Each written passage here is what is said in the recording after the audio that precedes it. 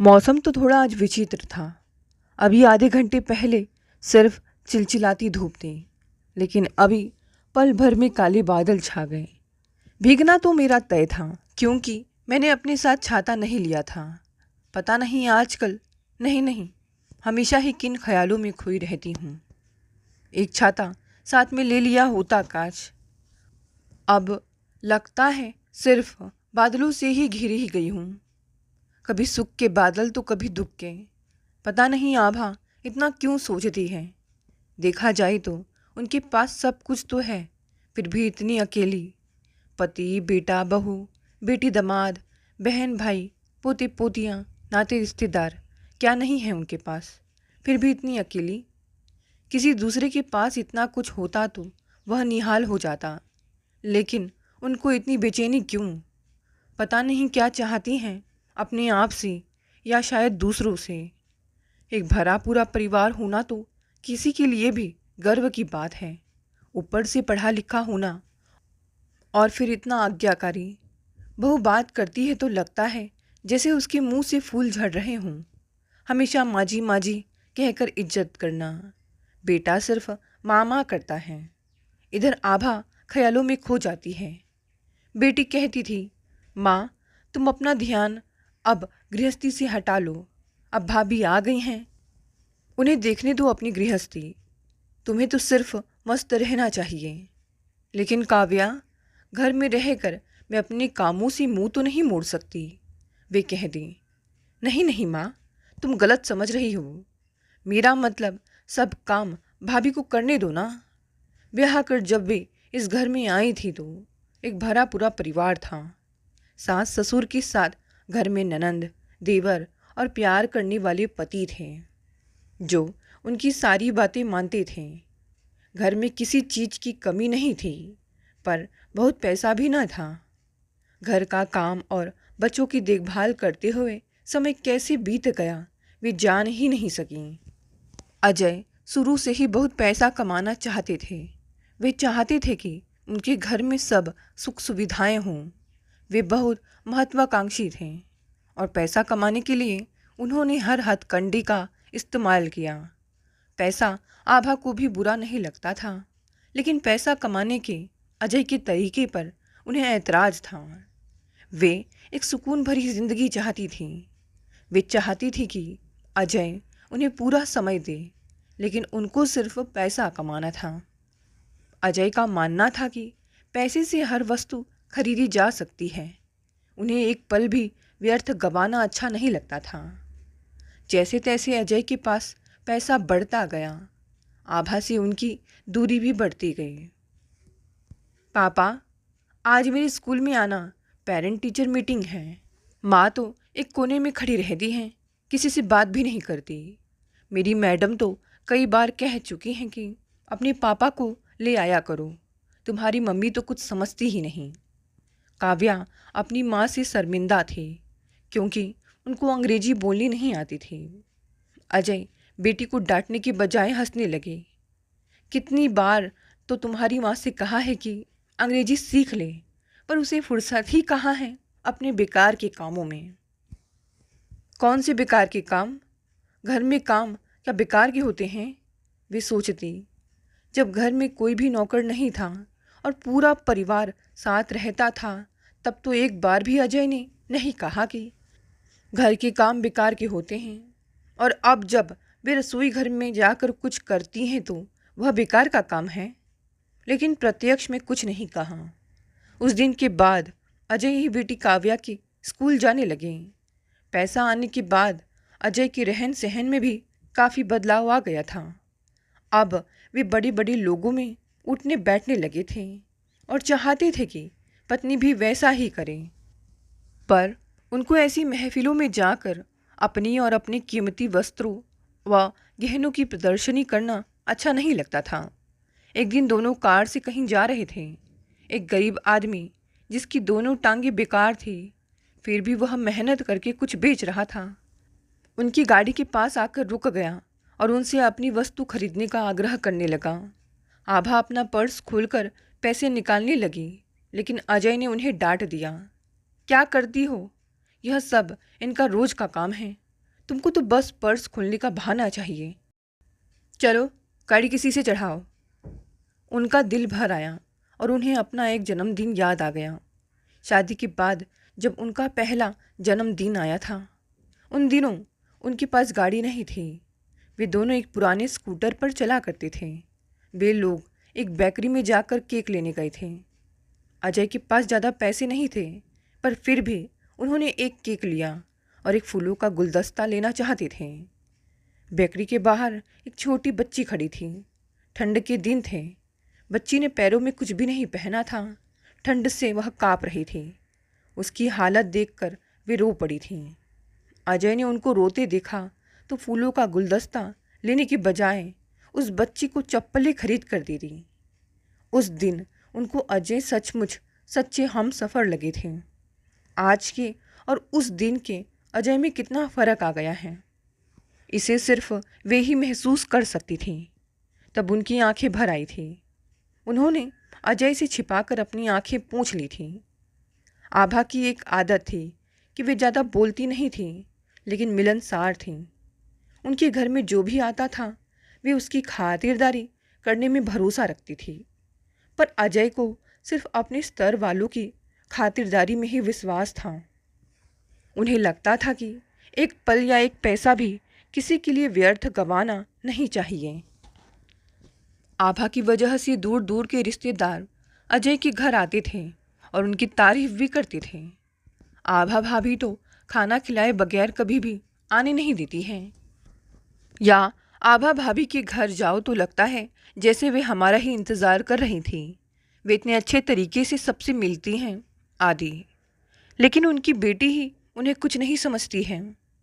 काव्या ने कभी भी माँ को अपना हमराज नहीं बनाया। वह तो सिर्फ अपने पापा की बेटी थी। इसमें उसका कोई दोष नहीं है। उसके पैदा होने से पहले अजय के पास बहुत पैसा नहीं था, लेकिन जिस दिन वह पैदा हुई उसी दिन अजय को एक बहुत बड़ा ऑर्डर मिला था और उसके बाद तो उनके घर में पैसों की रेलम पैल शुरू हो गया। अजय समझते थे कि यह सब उसकी बेटी की वजह से ही हुआ है, इसीलिए वे काव्या को बहुत मानते थे। उसके मुंह से निकली हर बात पूरा करना अपना धर्म समझते थे, जिससे काव्या जिद्दी हो गई थी। आभा उसकी हर जिद पूरी नहीं करती थी, जिसके चलते वह अपने पापा की ज़्यादा नज़दीक हो गई थी। धीरे धीरे काव्या अपनी ही माँ से दूर होती गई। अजय हर दम काव्या को सही और आभा को गलत ठहराते थे। एक बार आभा ने काव्या को किसी गलत बात के लिए डांटा और समझाने की कोशिश की कि ससुराल में यह सब नहीं चलेगा, तो अजय बोल पड़े, हम काव्या का ससुराल ही यहाँ ले आएंगे। उसके बाद तो आभा ने काव्या को कुछ भी कहना बंद कर दिया। अजय काव्या की ससुराल अपने घर नहीं ला सके। हर लड़की की तरह उसे भी अपने घर जाना ही पड़ा। जब काव्या ससुराल जा रही थी तब सब रो रहे थे। आभा को भी दुख हो रहा था। बेटी ससुराल जा रही थी, रोना तो स्वाभाविक ही था। आभा को मन में किसी कोने में थोड़ी सी खुशी भी थी, क्योंकि अब उनका घर उनका अपना बनने वाला था। अब शायद आभा अपनी तरह अपने घर को चला सकती थी। जब से वह इस घर में आई थी, कोई ना कोई उन पर अपना हुक्म चलाता था। पहले सास का, ननंद का, फिर बेटी का घर पर राज हो गया था, लेकिन अब वे अपना घर अपनी इच्छा से चलाना चाहती थी। काव्या अपने घर में खुश थी। उसने अपने ससुराल में सबके साथ सामंजस्य बना लिया था। जिस बात की आभा को सबसे ज़्यादा फिक्र थी, वैसी समस्या नहीं खड़ी हुई। आभा भी खुश थी अपना घर अपनी इच्छा से चलाकर, लेकिन उनकी खुशी में फिर से बाधा पड़ गई। काव्या घर आई और कहने लगी, पापा, माँ तो बिल्कुल अकेली पड़ गई हैं, अब भैया की शादी कर दो। आभा चीख कर कहना चाहती थी कि अभी नहीं, कुछ दिन तो मुझे जी लेने दो, पर प्रत्यक्ष में कुछ नहीं कह पाई। और कुछ समय बाद काव्या कल्पना को ढूंढ लाई। कल्पना उसके ससुराल के किसी रिश्तेदार की बेटी थी। कल्पना बहुत अच्छी थी, बिल्कुल आदर्श बहू, लेकिन ज़्यादा मीठा भी सेहत को नुकसान देता है, इसीलिए आभा उससे कभी कभी कड़वी हो जाती थी। कल्पना बहुत पढ़ी लिखी थी। वह आभा की तरह घर बैठने वाली नहीं थी। वह रजत के साथ हर जगह जाती थी और बहुत अच्छी अंग्रेजी भी बोल लेती थी। इसीलिए रजत को उसे अपने साथ हर जगह ले जाने में गर्व महसूस होता था। उसने काव्या को भी अपना बना लिया था। काव्या उसकी बहुत तारीफ करती थी। माँ, भाभी बहुत अच्छी हैं, मेरी पसंद की हैं इसलिए ना। आभा को हल्के रंग के कपड़े पसंद थे। आज तक वे सिर्फ कपड़ों के मामले में ही अपनी मालकिन थी, लेकिन वहाँ भी सेंध लग गई। कल्पना आभा को सलाह देने लगी, माँ, आप इतने फीके रंग मत पहना करें, सोख रंग पहने, आप पर अच्छे लगेंगे। अजय कहते, अपनी सास को कुछ मत कहो, वे सिर्फ हल्के रंग के कपड़े ही पहनती हैं। मैंने कितनी बार कोशिश की थी इसे गहरे रंग के कपड़े पहनाने की, पर इसे तो वे पसंद ही नहीं हैं। कब की थी कोशिश अजय? आभा कहना चाहती थी, एक बार कह कर तो देखते, मैं कैसे आपके रंग में रंग जाती, पर बहू के सामने कुछ नहीं बोली। आज सुबह काव्या को घर आना था। उन्होंने रसोई में जाकर कुछ बनाना चाहा, पर कल्पना आ गई। माँ, लाइए मैं बना देती हूँ। नहीं, मैं बना लूँगी। ठीक है, मैं आपकी मदद कर देती हूँ। उन्होंने प्यार से बहू से कहा। नहीं कल्पना, आज मेरा मन कर रहा है तुम सबके लिए कुछ बनाने का। तुम जाओ, मैं बना लूँगी। कल्पना चली गई। पता नहीं क्यों खाना बनाते समय उन्हें जोर से खांसी आ गई। रजत वहाँ से गुजर रहा था। वह माँ को अंदर लेकर आया और कल्पना को डांटने के लिए अपने कमरे में चला गया। आभा उसके पीछे जाने लगी ताकि उसे समझा सके कि इसमें कल्पना का कोई दोष नहीं है। वे कमरे के पास गई तो देखा दोनों भाई बहन बैठे हुए हैं। काव्या आ चुकी थी और उनसे मिलने की बजाय पहले अपनी भाभी से मिलने चली गई थी। उन्होंने जैसे ही अपने कदम आगे बढ़ाए, काव्या की आवाज़ उनके कान में पड़ी। माँ को भी पता नहीं क्या ज़रूरत थी किचन में जाने की। तभी रजत बोल पड़ा, पता नहीं क्यों माँ समझती नहीं हैं, हर वक्त घर में कुछ ना कुछ करती रहती हैं जिससे घर में कलह बढ़ती है। मेरे और कल्पना के बीच जो खटपट होती है उसका कारण माँ ही होती है। क्या मैं कल्पना और रजत के बीच कलह का कारण हूँ? आभा सोचती रह गई। तभी कल्पना की आवाज़ सुनाई पड़ी, मैं तो हर वक्त माँ का ख्याल रखती हूँ, पर पता नहीं क्यों माँ को तो जैसे मैं अच्छी लगती ही नहीं हूँ। अभी भी तो मैंने कितना कहा माँ से कि मैं करती हूँ, पर वे मुझे करने दे तब ना।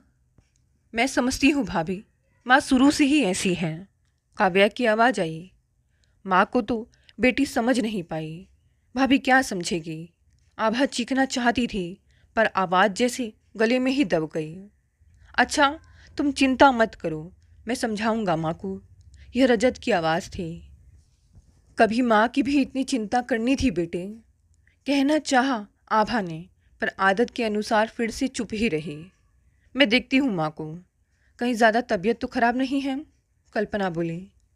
जब अपने ही मुझे नहीं समझ रहे तो तू क्या समझेगी, जिसे इस घर में आए कुछ ही समय हुआ है, आभा के मन ने कहा।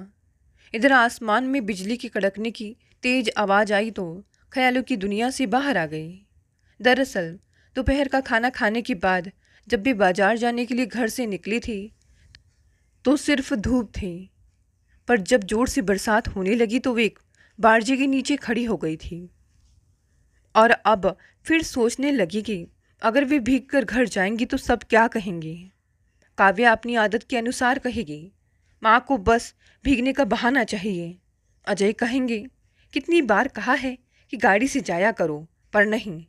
रजत कहेगा, माँ मुझे कह दिया होता, मैं आपको लेने पहुँच जाता। बहू कहेगी, माँ कम से कम छाता तो ले ही जाते। आभा ने सारे ख्याल मन से अंततः निकाल ही दिए और भीगते हुए अकेले ही घर की तरफ चल पड़ी। बस अब सुनूंगी सबकी, लेकिन करूंगी सिर्फ अपनी ही। दोस्तों, ये कहानी यही समाप्त हो गई। चलिए साथ देखते हैं आज की दूसरी कहानी। मोहिनी को अपने निर्णय पर बहुत पछतावा हो रहा था। क्यों उसने उनके साथ ऐसा किया? आखिर क्या कमी थी उनमें? सब कुछ तो था उनके पास, लेकिन क्यों उसने यह कदम उठाया? उसके कारण ही उनकी जिंदगी यूँ बर्बाद हो गई। मोहिनी को स्वयं के अस्तित्व से ही चिढ़ होने लगी। बात कुछ ऐसी थी। हेलो जोशी जी। अपना नाम जानी पहचानी आवाज़ की महिला द्वारा सुनकर डॉक्टर मुकेश जोशी ठिठक कर खड़े हो गए। ऐसा लगा मानो पूरा शरीर झंझना उठा हो। उनके शरीर के रोए खड़े हो गए। मस्तिष्क में किसी अदृश्य वीणा के तार बज उठे। लंबी लंबी सांसें लेकर डॉक्टर जोशी ने अपने को संयत किया। वर्षों बाद अचानक यह आवाज़, लगा जैसे यह आवाज़ उनके पीछे से नहीं, उनके मस्तिष्क के अंदर से आई थी। वह वैसे ही खड़े रहे, बिना आवाज़ की दिशा में मुड़े। शंका और संशय में कि दोबारा पीछे से वही संगीत लहरी आई। डॉक्टर जोशी। वह धीरे धीरे मुड़े और चित्र लिखित से केवल देखते रहे। वही तो है मोहिनी शर्मा, वही रूप और वही लावण्य, वही बड़ी बड़ी आंखें और उनके ऊपर लगभग पारदर्शी पलकों की लंबी बरौनियाँ, मानो उषा गहरी काली परतों से झांक रही हो। वही पतली लंबी गर्दन, वही हंसी जिससे कोई भी मौसम सावन बन जाता है, कुछ बुलाती, कुछ चिढ़ाती, कुछ जगाती। थोड़ा सा वजन बढ़ गया है, किंतु वही निश्चल व्यक्तित्व, वही सम्मोहन। डॉक्टर जोशी प्रयास के बाद भी कुछ बोल ना सके, बस देखते रहे। लगा मानो बिजली की चमक उन्हें चकाचौंध कर गई। मन के अंदर गहरी तहों से भावनाओं और यादों का वेग सा उठा। उनका गला रूंध सा गया और बदन में हल्की सी कंपन होने लगी। वह पास आई, आंखों में थोड़ा आश्चर्य का भाव उभरा। पहचाना नहीं क्या? कैसे नहीं पहचानूंगा? 15 वर्षों में जिस चेहरे को एक पल भी नहीं भूल पाया। उन्होंने सोचा, मैं मोहिनी। डॉक्टर जोशी थोड़ा चेतन हुए। उन्होंने अपने सिर को झटका दिया, पूरी इच्छा शक्ति से अपने को संयत किया, फिर बोले, तुम? हाँ मैं। गनीमत है, पहचान तो लिया। वह खिलखिला उठी और डॉक्टर जोशी को लगा मानो स्वच्छ जल प्रपात बह निकला हो। मैं और तुम्हें पहचानूंगा कैसे नहीं? मैंने तो तुम्हें दूर से पीछे से ही पहचान लिया था। मैदान में भीड़ थी। डॉक्टर जोशी धीरे धीरे फैंस की ओर खिसकने लगे। यहाँ कॉलेज के स्टूडेंट और डॉक्टरों के बीच उन्हें संकोच होने लगा कि जाने कब कौन आ जाए। बड़ी भीड़ है। मोहिनी ने चारों ओर देखा। हाँ, इस समय तो यहाँ भीड़ रहती ही है। शाम के 4 बज रहे थे। फरवरी का अंतिम सप्ताह था। पटना मेडिकल कॉलेज के मैदान में स्वास्थ्य मेला लगा था। हर साल यह मेला इसी तारीख को लगता है, कॉलेज फाउंडेशन डे के अवसर पर। 1 हफ्ता चलता है। पूरे मैदान में तरह तरह के स्टॉल लगे रहते हैं। स्वास्थ्य संबंधी प्रदर्शनी लगी रहती है। स्टूडेंट्स अपना अपना स्टॉल लगाते हैं, संभालते हैं। तरह तरह के पोस्टर, स्वास्थ्य संबंधी जानकारियाँ और मरीजों का फ्री चेकअप, सलाह बड़ी गहमा गहमी रहती है। शाम को 7 बजे के बाद मनोरंजन कार्यक्रम होता है। गाना बजाना, कवि सम्मेलन, मुशायरा आदि। कॉलेज के सभी डॉक्टर और विद्यार्थी आते हैं। हर विभाग का स्टॉल उस विभाग में एक वरीय शिक्षक की देखरेख में लगता है। डॉक्टर जोशी मेडिसिन विभाग में लेक्चरर हैं। इस वर्ष अपने विभाग के स्टॉल में वह इंचार्ज हैं। कल प्रदर्शनी का आखिरी दिन है। और कैसे हो? डॉक्टर जोशी चौंके। ठीक हूँ, तुम? ठीक ही हूँ। और मोहिनी ने अपने बगल में खड़े उत्सुकता से इधर उधर देखते 10 वर्ष के बालक की ओर इशारा किया। मेरा बेटा है, मानो अपने ठीक होने का सबूत दे रही हूँ। नमस्ते करो अंकल को। बालक ने हाथ जोड़े। डॉक्टर जोशी ने उसे गौर से देखा, फिर आगे बढ़कर उसके माथे के मुलायम बालों को हल्के से सहलाया, फिर जल्दी से हाथ वापस खींच लिया। उन्हें कुछ अतिक्रमण जैसा लगा। कितनी उम्र है? यह 10 साल का है। क्षणिक विराम। एक बेटी भी है 12 साल की। उसकी परीक्षा नज़दीक है, इसीलिए नहीं लाई। मानो मोहिनी किसी गलती का स्पष्टीकरण दे रही हो। फिर मोहिनी ने बालक की ओर देखा। वैसे परीक्षा तो इसकी भी होने वाली है, लेकिन ज़बरदस्ती चला आया। बड़ा जिद्दी है, पढ़ता कम है, खेलता ज़्यादा है। बेटे को शायद यह टिप्पणी नागवार लगी। अंग्रेजी में बोला, मैं कभी फेल नहीं होता, हमेशा फर्स्ट डिवीज़न में पास होता हूँ। डॉक्टर जोशी हल्के से मुस्कुराए। मैं तो एक बार MRCP में फ़ेल हो गया था। फिर वह चुप हो गए और इधर उधर देखने लगे। कुछ लोग उनकी ओर देख रहे थे। तुम्हारे कितने बच्चे हैं? डॉक्टर जोशी ने प्रश्न सुना लेकिन जवाब नहीं दिया। वह बगल में बाई और मेडिसिन विभाग के भवन की ओर देखने लगे। मोहिनी ने थोड़ा आश्चर्य से देखा और पूछा, कितने बच्चे हैं? 2 बच्चे हैं। लड़के या लड़कियां? लड़कियां। कितनी उम्र है? एक 10 साल की है और एक 9 साल की है। और कैसे हो जोशी? मुझे जोशी? अचानक डॉक्टर जोशी चुप हो गए। मोहिनी मुस्कुराई। डॉक्टर जोशी को याद आ गया, वह अक्सर मोहिनी को कहा करते थे कि मुझे जोशी मत कहा करो। मेरा पूरा नाम मुकेश जोशी है, मुझे मुकेश कहो या कुछ और। मोहिनी ऐसे ही चिढ़ाने वाली हंसी के साथ कहा करती थी, नहीं, मैं हमेशा तुम्हें जोशी ही कहूँगी, तुम बूढ़े हो जाओगे तब भी। आज डॉक्टर जोशी कॉलेज के सबसे पॉपुलर टीचर हैं। उनकी कॉलेज और अस्पताल में बहुत इज्जत है। लोग उनकी ओर देख रहे हैं। उन्हें कुछ अजीब सा संकोच होने लगा। यहाँ यूँ खड़े रहना ठीक नहीं लगा। उन्होंने गला साफ करके मानो किसी बंधन से छूटने की कोशिश करते हुए कहा, बहुत भीड़ है, बहुत देर से खड़ा हूँ, चलो कैंटीन में बैठते हैं, चाय पीते हैं। मोहिनी तुरंत तैयार हो गई। चलो। बेटे को यह प्रस्ताव नहीं भाया। उसे भीड़, रोशनी और आवाज़ों के हुजूम में मज़ा आ रहा था। बोला, मम्मी यहीं घूमेंगे, चाय पीकर तुरंत लौट जाएंगे। चलो गंगा नदी दिखाएंगे। गेट से निकलकर तीनों उत्तर की ओर गंगा के किनारे बने मेडिकल कॉलेज की कैंटीन की ओर बढ़े। डॉक्टर जोशी जल्दी जल्दी कदम बढ़ा रहे थे, फिर मोहिनी को पीछे देखकर रुक जाते थे। कैंटीन में भीड़ नहीं थी, ज़्यादातर लोग प्रदर्शनी में थे। दोनों कैंटीन के हॉल में बगल वाले कमरे में बैठे। कैंटीन के पीछे थोड़ी सी जगह है जहाँ कुर्सियाँ रखी रहती हैं, उसके बाद रेलिंग है। बालक की उदासी दूर हो गई।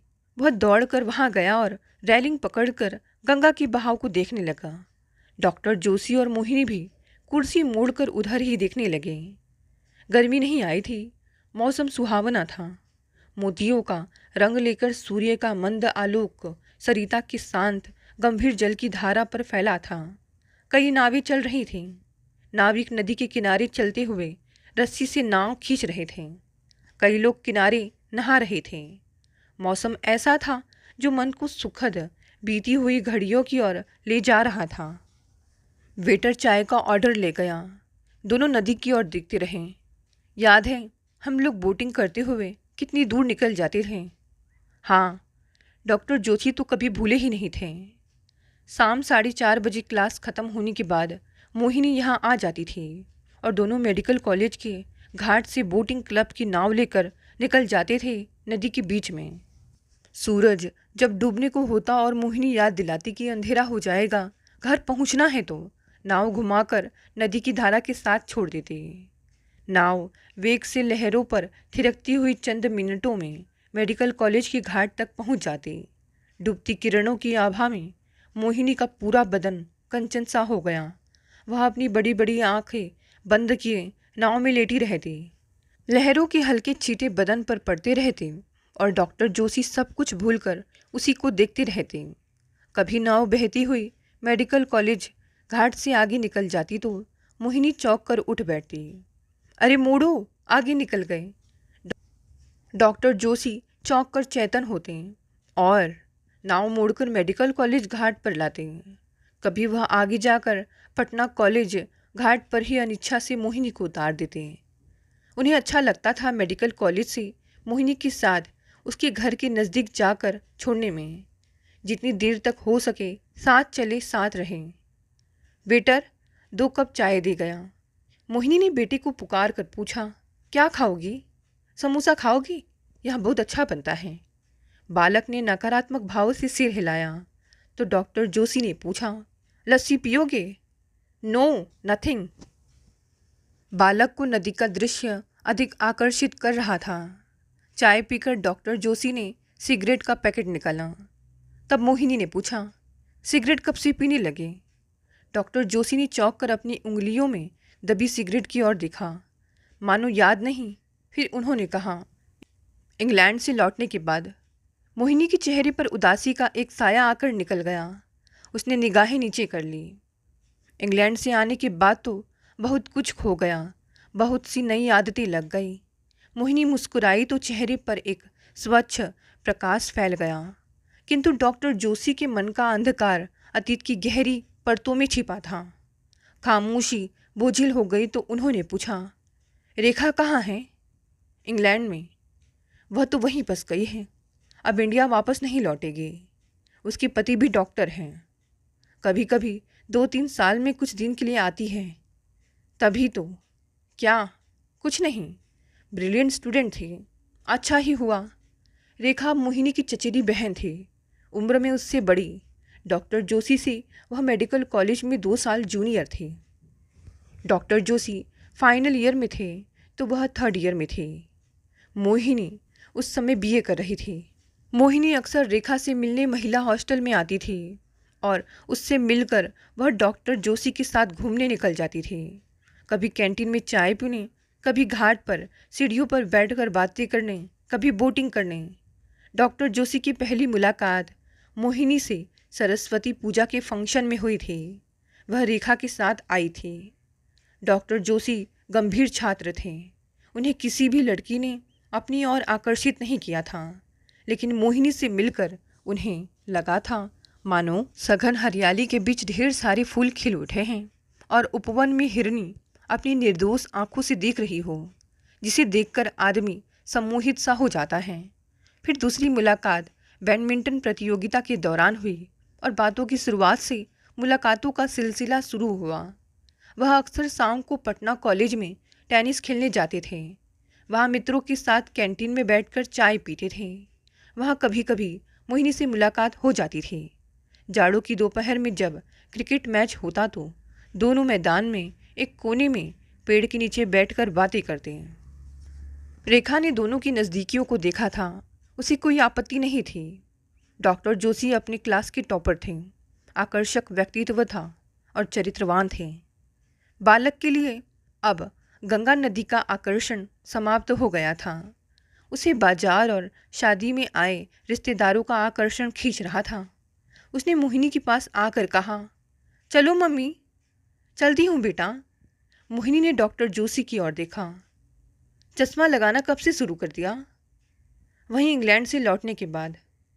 वापस आने के कुछ महीने बाद अचानक आंखें कमज़ोर हो गई तो चश्मे की ज़रूरत पड़ गई।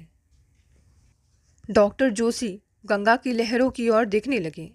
मोहिनी ने अपनी दोनों आँखों को हथेलियों से मिला, मानो उसकी आंखें भी कमज़ोर हो गई हैं और स्पष्ट दिखाई नहीं दे रहा है। शादी कब की? वाइफ क्या करती है? डॉक्टर जोशी ने मोहिनी की ओर देखा, कुछ जवाब नहीं दिया। उठकर बोले, चलो। मैदान की बगल वाली सड़क पर चलते हुए गेट के पास आकर दोनों ठिठक कर रुक गए। दोनों ने एक दूसरे की ओर देखा। अंदर से एक साथ आवाज़ आई, याद है? हाँ, याद है वह दिन। उस दिन मैदान के अंदर लाउडस्पीकर से गाने की आवाज़ आ रही थी। डॉक्टर जोशी और मोहिनी को भी वक्त का पता नहीं चला था। रात काफ़ी बीत गई थी। दोनों रिक्शा पकड़कर घबराए हुए वापस लौटे थे। डॉक्टर जोशी मोहिनी को उसकी आवाज़ तक छोड़ने गए थे। मोहिनी के माता पिता बाहर गेट के पास चिंतित होकर इंतज़ार कर रहे थे। डॉक्टर जोशी ने देर होने के कारण माफ़ी मांगी थी, लेकिन उस रात को पहली बार मोहिनी को देर से आने के लिए डांट सुननी पड़ी थी और उसके माँ बाप को यह भी पता चल गया कि वह डॉक्टर जोशी के साथ अकेली गई थी। रेखा या उसकी सहेलियाँ साथ में नहीं थी। हालांकि दूसरे दिन रेखा ने उन्हें समझाया था और डॉक्टर जोशी के चरित्र की गवाही दी थी। तब जाकर मोहिनी के माँ बाप का गुस्सा थोड़ा कम हुआ था, किंतु अनुशासन का बंधन थोड़ा कड़ा हो गया था। रेखा ने यह भी कहा था कि डॉक्टर जोशी से अच्छा लड़का आप लोगों को कहीं नहीं मिलेगा। जाति एक नहीं है तो क्या हुआ, मोहिनी के लिए उपयुक्त मैच है। लेकिन आज़ाद ख्यालों वाले अभिभावकों ने सख्ती कम नहीं की। अब बालक ने मोहिनी का हाथ पकड़कर जल्दी चलने का आग्रह किया तो उसने डॉक्टर जोशी से कहा, ठीक है चलती हूँ, फिर आऊँगी। कल तो नहीं आ सकती, शादी है, परसों आऊँगी। परसों रविवार है। ठीक तो है, घर पर आ जाऊँगी। दोपहर का खाना तुम्हारे साथ खाऊँगी। बहुत बातें करनी हैं, अकेली आऊँगी। उसने बेटे की ओर इशारा किया। वह तो बोर हो जाएगा, वैसे भी वहाँ बच्चों में इसका खूब मन लगता है। पूरी छुट्टी है, डांटने के लिए कोई नहीं है। डॉक्टर जोशी ने केवल सिर हिलाया। मोहिनी कुछ आगे बढ़कर रुक गई और तेजी से वापस आई। डॉक्टर जोशी वहीं खड़े थे। मोहिनी ने कहा, कहाँ रहते हो? तुम्हारे घर का पता पूछना तो भूल ही गई। ओ हाँ, राजेंद्र नगर में। राजेंद्र नगर में कहाँ? Road number 3, house number 7। Okay bye. Mohini चली गई। डॉक्टर जोशी बुद्ध बने बहुत देर तक उसे जाते देखते रहे। ऐसे ही एक दिन वह चली गई थी, बिना किसी आहट, बिना दस्तक दिए। डॉक्टर जोशी गरीब परिवार से थे, इसीलिए MBBS पास करके हाउस जॉब खत्म होते ही उन्हें तुरंत नौकरी की ज़रूरत थी। वह डॉक्टर दिवाकर के अधीन काम कर रहे थे और टर्म समाप्त होने को था कि उसी समय उनके सीनियर की कोशिश से उन्हें इंग्लैंड जाने का मौका मिला। पटना कॉलेज के टेनिस लॉन के बगल में दोनों घास पर बैठे थे। डॉक्टर जोशी ने मोहिनी को बताया कि अगले हफ्ते इंग्लैंड जा रहा हूँ। सभी कागजी कार्रवाई पूरी हो चुकी है। MRCP करते ही तुरंत वापस लौटेंगे। उम्मीद है वापस लौटने पर मेडिकल कॉलेज में नौकरी मिल जाएगी और नौकरी मिलते ही। मोहिनी ने केवल इतना ही कहा था कि जल्दी लौटना। डॉक्टर जोशी ने वादा किया था कि जिस दिन MRCP की डिग्री मिलेगी उसके दूसरे दिन ही जहाज पकड़कर वापस लौटेंगे। लेकिन इंग्लैंड से लौटने में डॉक्टर जोशी को 1 साल लग गया। वहाँ उन्हें नौकरी करनी पड़ी। रहने, खाने और पढ़ने के लिए पैसे की ज़रूरत थी। फीस के लिए भी धन जमा करना था। नौकरी करते हुए उन्होंने परीक्षा दी और 1 वर्ष बाद MRCP करके पटना लौटे। हॉस्टल में दोस्त के यहाँ सामान रखकर वह सीधे मोहिनी के घर पहुँचे। लेकिन घर में नए लोग थे। डॉक्टर जोशी दुविधा में गेट के बाहर खड़े रहे। उन्हें वहाँ का पुराना चौकीदार दिख गया तो उन्होंने उसे बुलाकर पूछा, प्रोफेसर साहब कहाँ हैं? चौकीदार डॉक्टर जोशी को पहचानता था। प्रोफेसर साहब का मतलब समझ गया और बोला, मोहिनी दीदी के पिताजी? वह तो चले गए। कहाँ? दिल्ली। और मोहिनी? वह भी साथ चली गई। वही PhD करेगी। ओ, डॉक्टर जोशी पत्थर की मूर्ति की भांति खड़े रहे। सब कुछ धुंधला सा नजर आ रहा था। कुछ देर बाद दृष्टि कुछ स्पष्ट हुई तो उन्होंने चौकीदार की और अपनी ओर गौर से देखते पाया। वह झट से मुड़ गया, वहाँ से जाने लगे। चौकीदार ने पुकारा, सुनिए। डॉक्टर जोशी ठिठक कर खड़े हो गए तो उसने पीछे से कहा, मोहिनी दीदी की शादी हो गई है। शादी? कोई आवाज़ नहीं निकल पाई। हाँ, 6 महीने पहले। अच्छा लड़का मिल गया, बहुत बड़ा अधिकारी है। यहाँ सबके नाम कार्ड आया था। शादी में बहुत लोग भी गए थे। अब रविवार को 12 बजे मोहिनी डॉक्टर जोशी के पास पहुंची। सामने छोटे से लॉन में हरी धूप पर 2 लड़कियां खेल रही थी। बरामदे में एक बूढ़ी दाई बैठी थी। मोहिनी ने दाई को पुकारा, सुनो। दाई गेट के पास आई तो मोहिनी ने पूछा, डॉक्टर साहब से कहो मोहिनी आई हैं। दाई ने दिलचस्पी से मोहिनी को देखा, फिर गेट खोलते हुए बोली, डॉक्टर साहब घर पर नहीं हैं। कल रात को ही कोलकाता चले गए। कल रात को? हाँ, परीक्षा लेने। अचानक बुलावा आ गया, फिर वहाँ से पूरी जाएंगे। 1 हफ्ते बाद लौटेंगे। दाई बातूनी थी, शायद अकेली बोर हो जाती होगी। आग्रह से मोहिनी को अंदर ले जाकर बरामदे पर कुर्सी पर बिठाया। जानना चाहती थी उसके बारे में कि यह कौन है। मोहिनी ने अपने हाथों में पकड़ी गिफ्ट की ओर देखा, फिर अंदर की ओर देखते हुए पूछा, मेम साहब तो घर में है ना? मेम साहब? कौन मेम साहब? डॉक्टर जोशी की पत्नी। अरे उनकी शादी कहाँ हुई है? क्या? हाँ, डॉक्टर साहब ने आज तक शादी नहीं की। शादी नहीं की? लेकिन मेम साहब, हम पुरानी दाई हैं। शुरू से बहुत समझाया लेकिन कुछ नहीं बोलते हैं। कितने रिश्ते आए, एक से एक। मोहिनी ने कुछ नहीं कहा। आई तो सोच कर थी कि बहुत कुछ कहेगी, लेकिन केवल मुख बनकर दाई की बात सुन रही थी। दाई ने उत्साहित होकर कहा, अब क्या कहें मेम साहब, सब तो हमको संभालना पड़ता है। बूढ़े हो गए हैं हम लोग, कब तक जिंदा रहेंगे? इन दोनों बच्चियों की भी परवरिश। अब क्या बोले, दिन भर तो ठीक रहता है, सांझ को क्लिनिक में बैठते हैं। उसने परिसर में ही एक और इशारा किया, फिर आवाज़ को धीमा करके गोपनीयता के स्तर पर ले आई। बाकी 8:30 बजे क्लब जाते हैं तो 12 के पहले नहीं आते। बहुत तेज गाड़ी चलाकर, पूरे नशे में। हम लोग चिंता में डूबे 12 बजे रात का रास्ता देखते रहते हैं।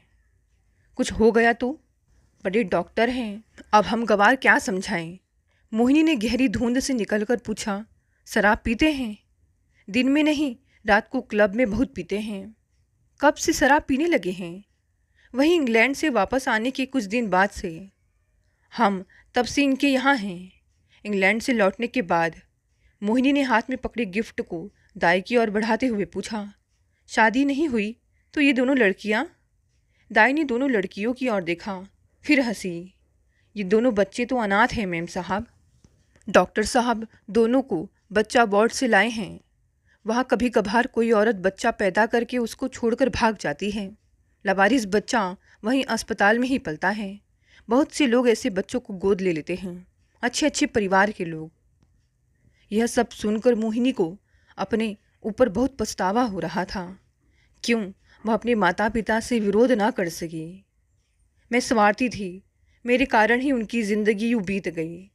मोहिनी को स्वयं के अस्तित्व से ही चिढ़ होने लगी। तब जब उनकी ना हो सकी तो अब आकर क्यों उनके घाव को फिर से हरा कर रही हूँ। अब कभी नहीं आऊँगी। सच कहूँ तो मैं पत्थर हूँ। और मोहिनी लौट गई, हमेशा हमेशा के लिए। दोस्तों, ये छोटी सी कहानी यहीं समाप्त हो गई। कहानी पसंद आई तो इसे लाइक शेयर कमेंट करें। नए हैं तो चैनल को भी सब्सक्राइब कर लें। धन्यवाद दोस्तों, मिलते हैं अगली